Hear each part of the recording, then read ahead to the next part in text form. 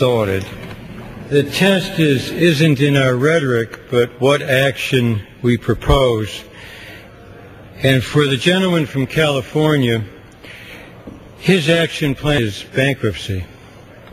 Bankruptcy. And the suggestion is go into Chapter 11.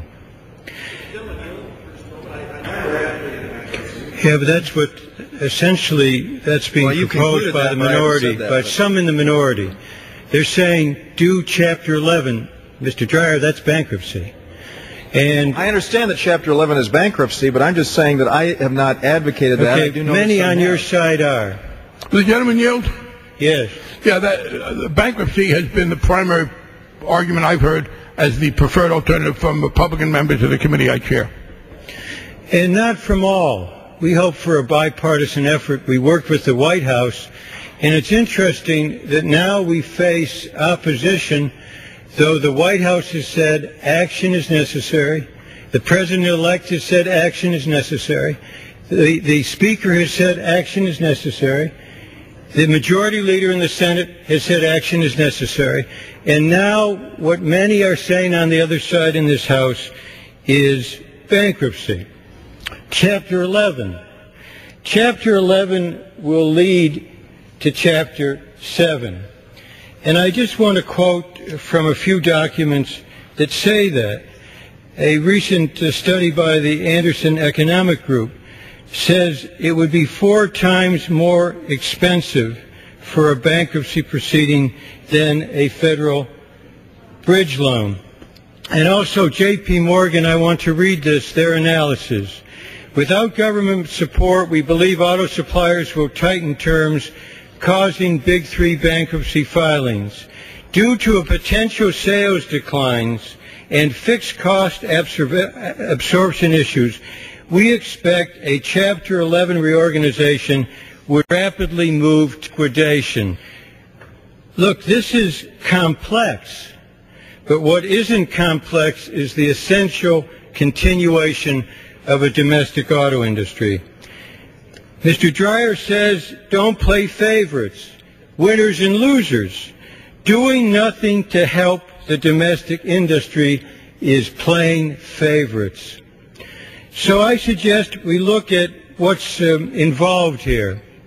This bill proposes strong oversight. All parties will come to the table, all parties, without Chapter 11, without 7. All parties will be brought to the table, and taxpayers will be protected. Let me just say what's at stake here. We're talking about millions of people. We're talking about people who work in the factories, people who manage them. We're talking about suppliers.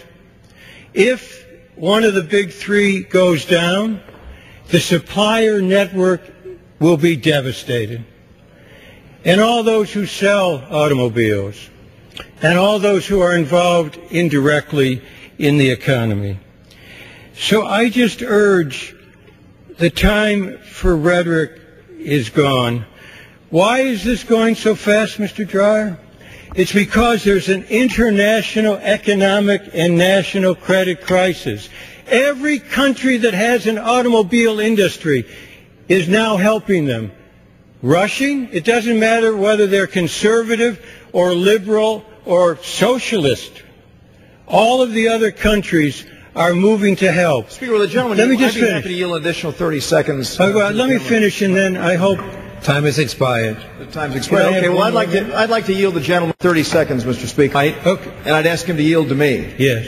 For yielding. And, Mr. Speaker, let me just say that I believe that this notion that you inferred I said do nothing is, in fact, discriminating against the domestic auto industry. It seems that people did, I'm happy to say, listen to my statement. I advocate taking action that would provide a tax credit to get people into the showroom so that they can, in fact, purchase automobiles. Let me take my time back, because the main proposal, as Mr. Frank just said, from some on the minority side, is bankruptcy. Well, and let me just finish, and I'll ask for an additional 30 seconds, if I might. Every country with an auto industry is helping. You can call it rushing. The German government. If the gentleman, I believe that we're doing that, in fact, by providing incentives to get people to the showrooms. Yeah, look, there's nothing that you proposed that would help a bridge loan so the companies would survive, so that there could be continued restructuring that they've started. Germany, the European Commission is being requested for $50 billion. This is 15. Brazil, $3 billion. Argentina, even China is, because of this credit crunch, now saying they're going to help their industry. And essentially what is being proposed by those who oppose this is paralysis. We need action to help bridge. They have started. They have a long ways to go. It is up to us to provide this bridge to the future. These companies, domestic, are moving on electric cars, on hybrids. Don't shut them down when they want to move.